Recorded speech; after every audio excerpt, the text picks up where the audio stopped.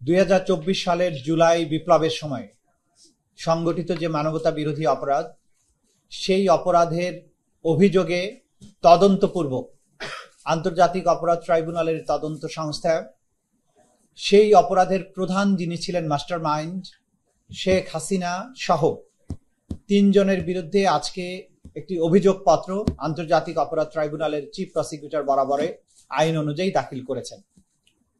আজকে যে তদন্ত রিপোর্টটি আমাদের তদন্ত সংস্থা চিফ প্রসিকিউটর বরাবরে দাখিল করেছেন, সেখানে মোট 3 জনকে আসামি করা হয়েছে। সেই 3 জন হচ্ছেন শেখ হাসিনা, দ্বিতীয় জন হচ্ছেন তদানীন্তন স্বরাষ্ট্রমন্ত্রী আসাদুজ্জামান খান কামাল, তৃতীয় জন হচ্ছেন তদানীন্তন পুলিশের মহাপরিদর্শক চৌধুরী আব্দুল্লাহ আল মামুন। এই 3 জনের বিরুদ্ধে তদন্তের সূচনা হয়েছিল একটি কমপ্লেন্টের ভিত্তিতে। আপনারা জানেন যে আন্তর্জাতিক অপরাধ ট্রাইব্যুনালের তদন্ত সংস্থা, তার কাছে কোনো এফআইআর দাখিলের কোনো ব্যবস্থা নাই, কমপ্লেন্ট আনুষ্ঠানিকভাবে দেবার কোনো ব্যাপার নেই। তিনি যদি তার নিজের জ্ঞান থেকে, নলেজ থেকে বা যে কোনো সূত্র থেকে অপরাধ সংগঠিত হয়েছে মর্মে তার নলেজে আসে, তাহলে তিনি সেটার ভিত্তিতেই তদন্ত শুরু করতে পারেন। সেই হিসাবে গত 14ই আগস্ট তারিখে একটা কমপ্লেন্ট রেজিস্টার রুজু করা হয় আন্তর্জাতিক অপরাধ ট্রাইব্যুনালে তদন্ত সংস্থায়।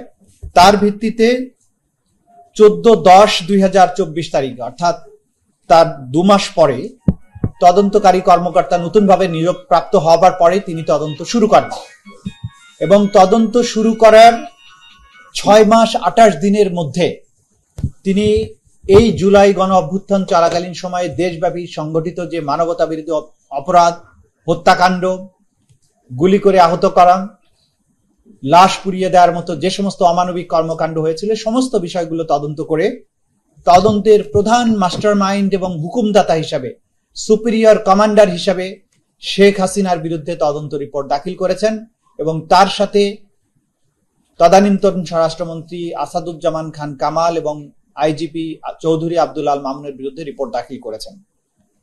এই রিপোর্টটির কপি আমাদের হাতে পাওয়ার পরে চিফ প্রসিকিউটর এই রিপোর্টের সাথে দাখিলকৃত যে সমস্ত তথ্য প্রমাণাদি, যে সমস্ত ডকুমেন্টস, যে সমস্ত আলামত, সব কিছু এগুলো চিফ প্রসিকিউটর বরাবরে দাখিল করা হয়েছে।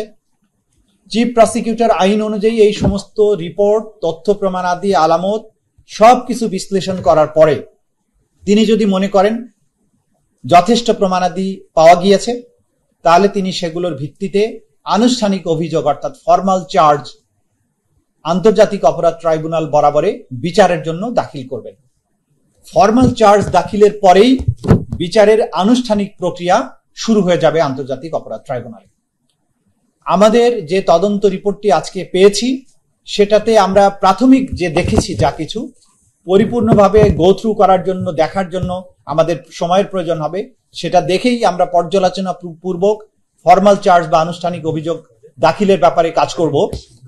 তো প্রথম অভিযোগটা হচ্ছে যে তিনি এই মানবতা বিরোধী অপরাধ সংগঠনের উস্কানি দিয়েছিলেন, প্ররোচনা দিয়েছিলেন 14ই জুলাই তারিখে সংবাদ সম্মেলনের মাধ্যমে আন্দোলনরত শিক্ষার্থীদেরকে রাজাকারের বাচ্চা, রাজাকারের নাতিপুতি, রাজাকার এইসব বলেছিলেন এবং বলার মাধ্যমে তাদের বিরুদ্ধে যে মানবতা বিরোধী অপরাধ, তাদের বিরুদ্ধে রাষ্ট্রীয় বাহিনীগুলোকে, আইন শৃঙ্খলা রক্ষাকারী বাহিনী এবং বিভিন্ন বাহিনী, গোয়েন্দা সংস্থা, তাদেরকে লেলিয়ে দেওয়া হয়েছিল এবং লেলিয়ে দেওয়ার পাশাপাশি আওয়ামী লীগ, যুবলীগ এবং ছাত্রলীগ তারা সহযোগী বাহিনী অর্থাৎ অক্সিলিয়ারি ফোর্স হিসাবে একইভাবে সমস্ত রাষ্ট্রীয় বাহিনীগুলোর পাশাপাশি অস্ত্রশস্ত্র নিয়ে এই আন্দোলনকারীদের উপরে সর্বশক্তি নিয়ে ঝাঁপিয়ে পড়ে, তাদেরকে হত্যা করে, আহত করে এবং অন্যান্য মানবতা বিরোধী অপরাধ সংগঠন করে।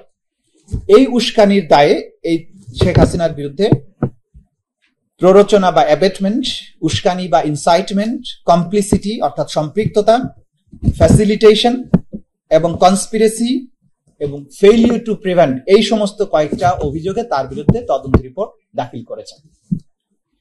দ্বিতীয় যে অভিযোগটা এখানে করা হয়েছে তদন্ত রিপোর্টে, যেটা আমরা দেখেছি, সেটা হচ্ছে সরাসরি নির্দেশ। আমাদের তদন্ত সংস্থা তদন্তে শেখ হাসিনার কিছু টেলিফোনিক কনভারসেশন যেগুলো জব্দ করেছেন, একাধিক কনভারসেশন, অনেকগুলো কনভারসেশন, যেখানে তিনি বারবার সুস্পষ্টভাবে নিশ্চিত করেছেন যে তিনি রাষ্ট্রীয় সকল বাহিনীকে নির্দেশ দিয়েছেন হেলিকপ্টার, ড্রোন, এপিসি সহ মারণাস্ত্র ব্যবহার করে নিরস্ত্র নিরীহ আন্দোলনকারী যে সিভিলিয়ান পপুলেশন, যারা বাংলাদেশে একটি ন্যায়সঙ্গত অধিকার আদায়ের জন্য শান্তিপূর্ণ আন্দোলনের রত ছিল, তাদেরকে সম্পূর্ণ নিশ্চিহ্ন বা নির্মূল করার জন্য তিনি নির্দেশ দিয়েছিলেন। সেই নির্দেশের সব সরাসরি প্রমাণপত্র আন্তর্জাতিক অপরাধ ট্রাইব্যুনালের তদন্ত সংস্থা হাতে পাওয়ার প্রেক্ষিতে তার বিরুদ্ধে দ্বিতীয় অভিযোগটি দাখিল করেছেন এবং সেখানে মার্ডারের জন্য নির্দেশ, গুলি করে আহত করা, অঙ্গহানি করার জন্য যে নির্দেশ, এইটাকে সহায়তা করা, কমপ্লিসিট করা এবং কনস্পিরেসি করা এই কাজের জন্য, এই ব্যাপারে দ্বিতীয় অভিযোগটি আনা হয়েছে। বাকি তিনটি অভিযোগ বিভিন্ন স্পেসিফিক ঘটনার প্রেক্ষিতে, শেখ হাসিনার নির্দেশের প্রেক্ষিতে অপরাধগুলো যেভাবে সংঘটিত হয়েছে, কিভাবে মানুষকে মারা হয়েছে, কিভাবে বাকি অ্যাট্রোসিটি গুলো করা হয়েছে, সেই ব্যাপারে সুনির্দিষ্ট ঘটনা কেন্দ্রিক তিনটি অভিযোগ আনা হয়েছে, যেগুলো বিস্তারিত আজকে আপনাদের সামনে আমরা প্রকাশ করছি না।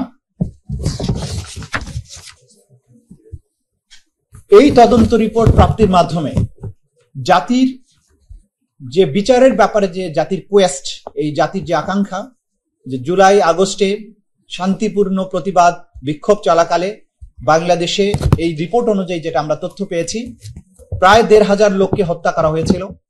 এই রিপোর্টের প্রাপ্ত তথ্য অনুযায়ী ২৫,০০০-এর অধিক মানুষকে গুলি করে আহত করা হয়েছিল। এই রিপোর্টে প্রাপ্ত তথ্য অনুযায়ী নারীদের উপরে বিশেষভাবে সহিংসতা করা হয়েছিল। এই রিপোর্টে আমরা আরো পেয়েছি টার্গেট করে শিশুদেরকে হত্যা করা হয়েছিল। লাশ এবং জীবিত মানুষকে একত্রিত করে লাশ পুড়িয়ে দেওয়া হয়েছিল। এই তদন্ত রিপোর্টে আমরা আরো তথ্য প্রমাণাদি পেয়েছি। আহতদেরকে হাসপাতালে নিতে বাধা দেওয়া হয়েছিল, যারা শহীদ হয়ে গিয়েছে তাদের পোস্টমর্টেম করতে বাধা দেওয়া হয়েছিল, ডাক্তারদেরকে চিকিৎসা দিতে বাধা দেওয়া হয়েছিল।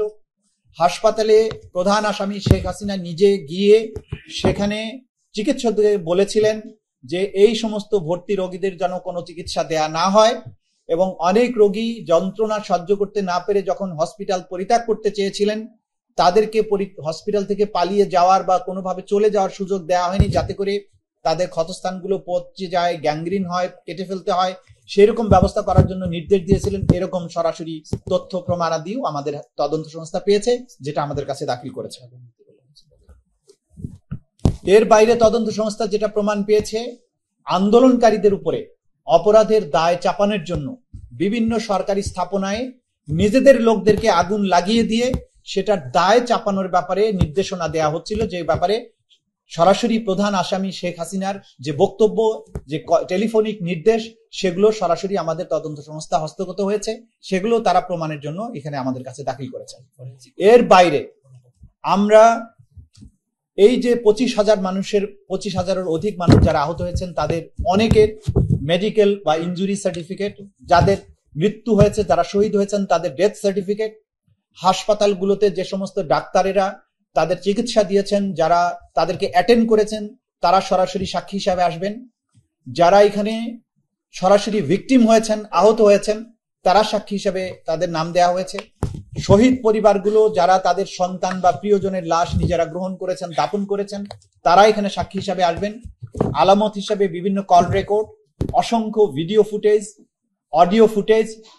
অডিও ক্লিপিং, এরপরে বুলেটস যেগুলো নিহতদের আহতদের শরীর থেকে উদ্ধার করা হয়েছে সেগুলো, বিভিন্ন হেলিকপ্টারের যে সমস্ত ব্যবহার করা হয়েছে সেগুলো, ফ্লাইট শিডিউল, সেখানে কারা যাত্রী ছিলেন, কি কি অস্ত্রশস্ত্র ব্যবহার করা হয়েছে সেগুলো, বিভিন্ন জাতীয় আন্তর্জাতিক সংস্থা থেকে প্রাপ্ত যে সমস্ত ডকুমেন্ট, তথ্য প্রমাণাদি, বিভিন্ন সংস্থার কাছ থেকে তাদের ইন্টারনাল ইনকোয়ারির প্রেক্ষিতে যে সমস্ত তথ্য প্রমাণাদি তারা পেয়েছেন এই জুলাই আগস্টের মানবতা বিরোধী অপরাধ সংক্রান্ত, সেসব ব্যাপারে তথ্যাদি, অনেক সাক্ষীদের জবানবন্দি যারা ম্যাজিস্ট্রেটের কাছে দিয়েছেন সেগুলো, অনেক আসামি যারা জবানবন্দি দিয়েছেন, স্বীকারোক্তি দিয়েছেন, সেগুলো সামগ্রিকভাবে এই অপরাধ প্রমাণের জন্য যা যা দরকার সেই ধরনের সাক্ষ্য প্রমাণ তদন্ত সংস্থা দাখিল করেছেন।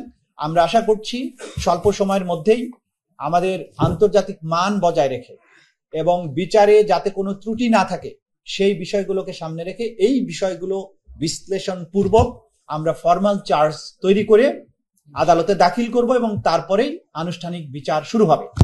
একটি বিষয় আপনাদেরকে আমরা নিশ্চিত করতে চাই, দেশব্যাপী মানুষের মধ্যে চাহিদা আছে দ্রুত বিচার শুরু করার জন্য, কিন্তু আপনাদেরকে আমরা বলে দিতে চাই বিচার এবং আন্তর্জাতিক অপরাধ ট্রাইব্যুনালের যে বিচার, মানবতা বিরোধী অপরাধের বিচার, এটা কোনো সাধারণ বিচার নয়।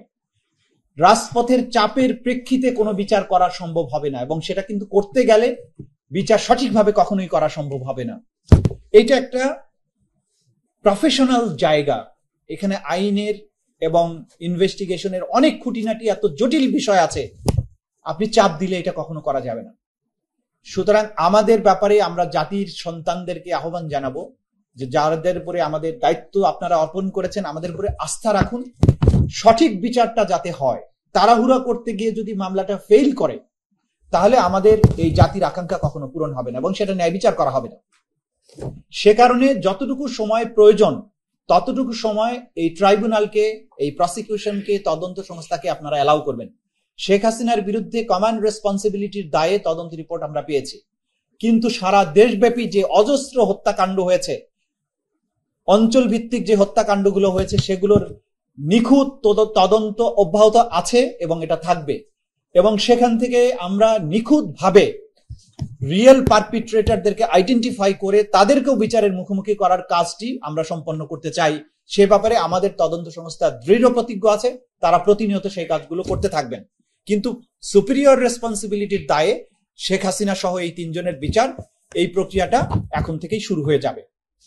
এই কথাগুলো বলে, যেহেতু আপনারা সবাই এই বাংলাদেশেরই সন্তান এবং এই বাংলাদেশ নিয়ে আপনারা সবাই দায়বদ্ধ আছেন, আমরা চাইব বিচারে কোনো রকমের অনিয়ম না হোক, কোনো রকম মানবাধিকার লঙ্ঘন না হোক, বিচারে কোনো ত্রুটি বিচ্যুতি না হোক, কোনো প্রশ্ন না উঠুক।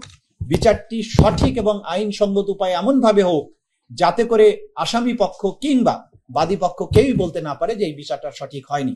সেই বিষয়টা নিশ্চিত করার ব্যাপারে আমরা সম্পূর্ণ বদ্ধপরিকর।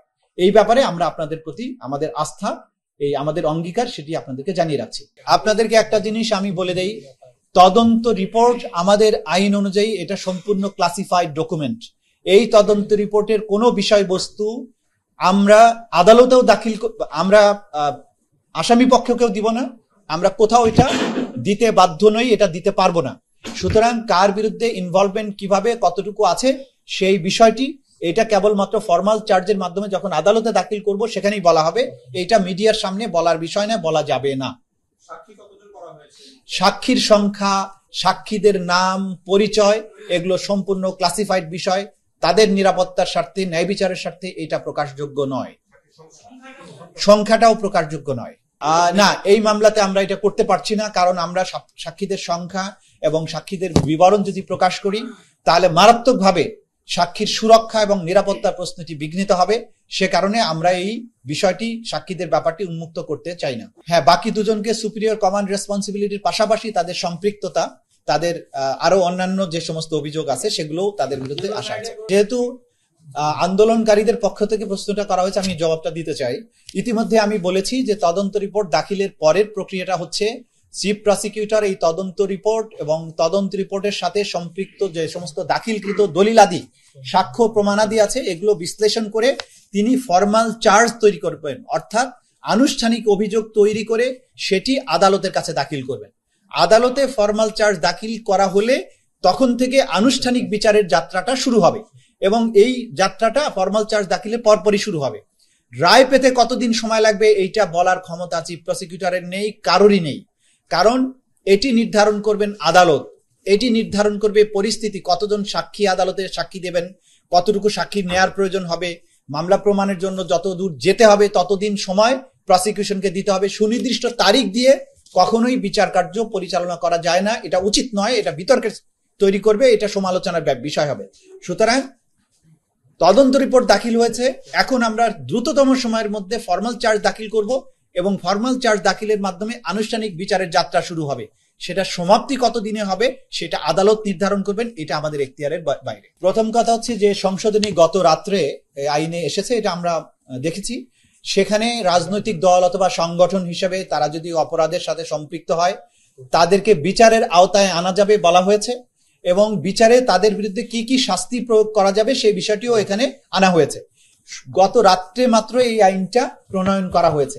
এখন আমরা ভবিষ্যতে সিদ্ধান্ত নেব যে কোনো রাজনৈতিক দলের বিরুদ্ধে তদন্ত করা হবে কিনা এবং তাদেরকে বিচারের মুখোমুখি আনা হবে কিনা।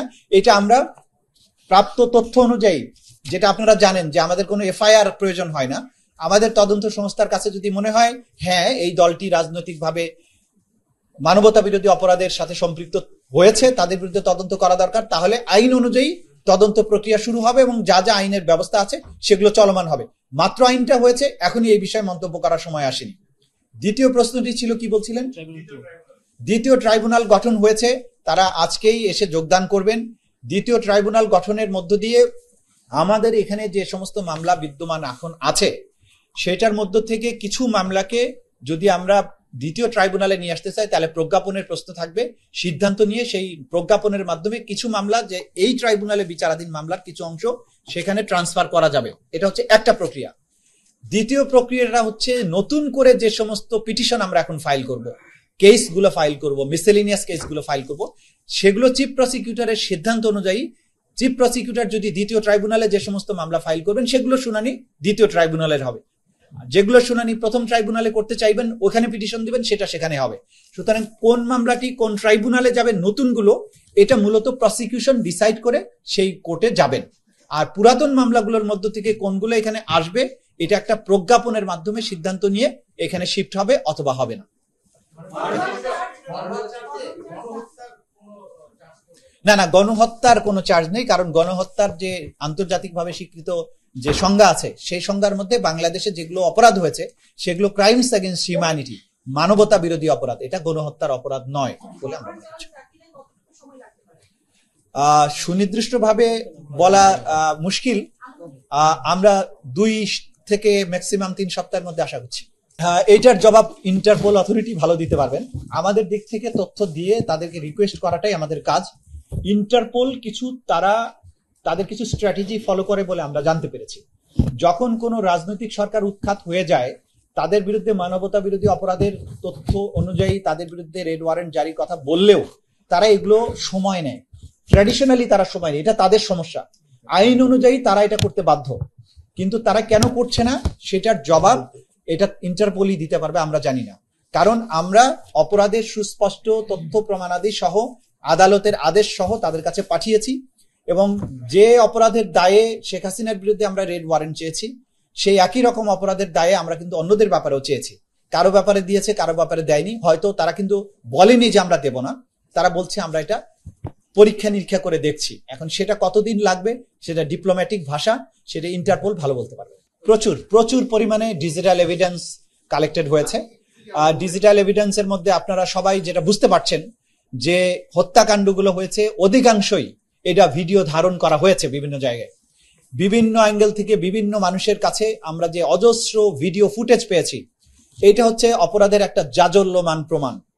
সেগুলোকে যেখানে যেটাকে ফরেন্সিক করার প্রয়োজন সেগুলো করা হয়েছে, যেগুলো ফরেন্সিকের প্রয়োজন নেই সেগুলো করা হয়নি। বিভিন্ন টেলিফোনিক কনভারসেশন, ওয়্যারলেস কনভারসেশন, বিভিন্ন আপনার ডাটা যে বিভিন্ন সার্ভারে বিভিন্ন জায়গায় সংরক্ষিত যে ডাটা যেগুলো সেগুলো আছে। সুতরাং বহুমাত্রিক ডিজিটাল এভিডেন্স এই মামলায় আমরা ব্যবহার করব বলে আশা করছি। হ্যাঁ, নিশ্চয়ই জাতিসংঘের প্রতিবেদন এখানে আছে, যদিও আমরা সব এভিডেন্সের ব্যাপারে বলতে পারবো না। জাতিসংঘের প্রতিবেদন এখানে অন্যতম প্রতিবেদন তথ্য হিসাবে ব্যবহৃত হবে। প্রচলিত ভাষায় আমরা বাংলাদেশের প্রচলিত ভাষায় যদি একসাথে বেশি মানুষ মারা যায় তাহলে আমরা বলি যে গণহত্যা হয়েছে, একসাথে অনেক মানুষ মারা গেছে, এটাকে মাস কিলিং অথবা ম্যাসাকার বলতে পারে। কিন্তু আইনে যেটা জেনোসাইড সেইটা কিন্তু এটা না। ধর 100 জন লোককে মেরে ফেলা হলো, এটা বাংলাদেশের আমরা বাংলা ভাষায় বলি গণহত্যা করেছে, কিন্তু এটা ইন্টারন্যাশনাল আইনের জেনোসাইড এটা নয়। সুতরাং আমরা যদি আমাদের স্বাভাবিক পরিভাষায় গণহত্যা বলিও সেটা বলতে কোনো বাধা নেই, কিন্তু আইনে অপরাধ হিসাবে জেনোসাইড যে জিনিসটা সংজ্ঞায়িত আছে সেটা হওয়ার জন্য সার্টেন ক্রাইটেরিয়া ফুলফিল করতে হয়। বাংলাদেশে মাস কিলিং হয়েছে, ব্যাপক ভিত্তিক হত্যাকাণ্ড হয়েছে, 1,500-এর উপরে মানুষকে মারা হয়েছে, এটা ম্যাসাকার, এটা ব্যাপক হারে হত্যা, মার্ডার, কিন্তু ইট ইজ নট জেনোসাইড। এটা হচ্ছে প্রশ্ন।